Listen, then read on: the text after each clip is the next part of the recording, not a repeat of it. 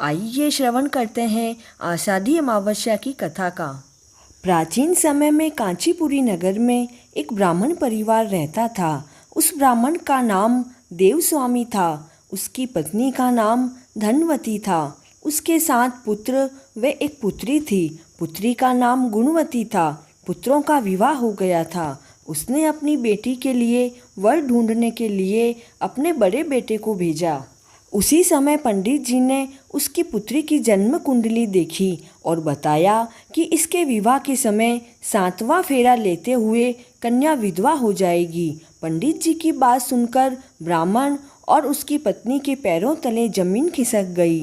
उन्होंने पंडित जी से इसका उपाय पूछा।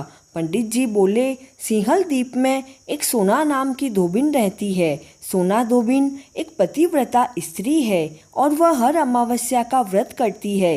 यदि तुम्हारी पुत्री उसकी सेवा करे तो इसका वैधव्य दोष दूर हो जाएगा।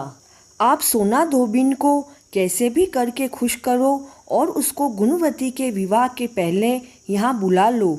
तब देवस्वामी का छोटा बेटा अपनी बहन के साथ सिंहल द्वीप जाने के लिए निकल पड़ा। रास्ते में उन्हें समुद्र मिला। अब उन्हें उसे पार करने की चिंता हुई। दोनों भाई बहन एक पेड़ के नीचे बैठ गए। उसी पेड़ पर एक घोंसले में गिद्ध का परिवार रहता था। उस समय घोंसले में सिर्फ गिद्ध के बच्चे थे। गिद्ध के बच्चे उन दोनों को देख रहे थे। संध्या के समय उन बच्चों की माँ आई तो उन्होंने भोजन नहीं किया और अपनी माँ को कहा कि माँ, नीचे 2 भाई बहन बैठे हैं। सुबह से उन्होंने कुछ नहीं खाया है, इसलिए हम उनके खाने के बाद ही खाएंगे। तब ममतामयी गिद्ध माता ने उन दोनों से कहा कि मैंने तुम्हारी इच्छा जान ली है। सवेरा होते ही मैं तुम्हें सिंहल द्वीप पहुंचा दूंगी। आप दोनों पहले भोजन कर लीजिए।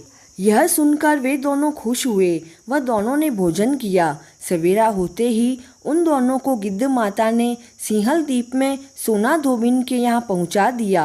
वे दोनों सोना धोबिन के घर के पास ही एक कमरा लेकर रहने लगे। वे दोनों सुबह जल्दी उठकर सोना के घर की साफ सफाई व सारे कार्य कर देते। एक दिन सोना ने अपनी बहुओं से पूछा कि सुबह जल्दी ही घर के सारे कार्य कौन करता है।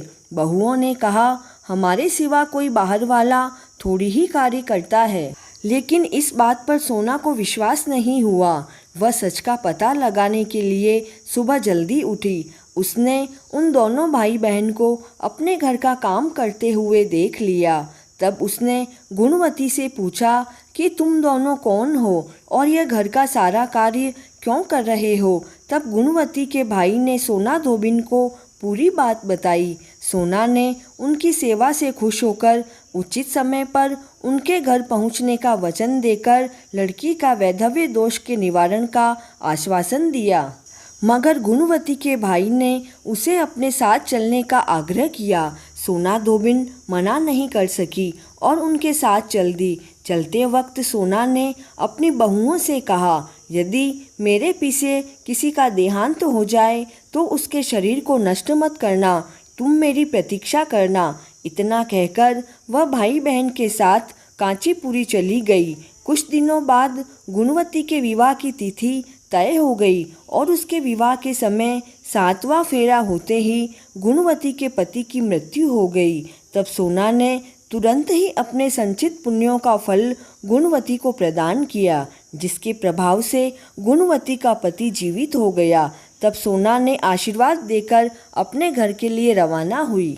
गुणवती को अपने पुण्य का फल देने से सोना के घर पर उसके पुत्र, जवाई और पति तीनों की मृत्यु हो गई। उस दिन आषाढ़ मास की अमावस्या थी। सोना धोबिन ने अमावस्या का व्रत किया हुआ था। उसने अपने व्रत का पुण्य फल संचित करने के लिए रास्ते में पीपल के वृक्ष की छाया में भगवान विष्णु का पूजन किया और पूजन के बाद 108 बार पीपल के वृक्ष की परिक्रमा दी। 108 परिक्रमा पूर्ण होते ही उसके परिवार के सभी मृतक जन जीवित हो गए। हे प्रभु नारायण, सभी पर अपनी कृपा बनाए रखना। कथा पूर्ण हुई। जय श्री कृष्ण।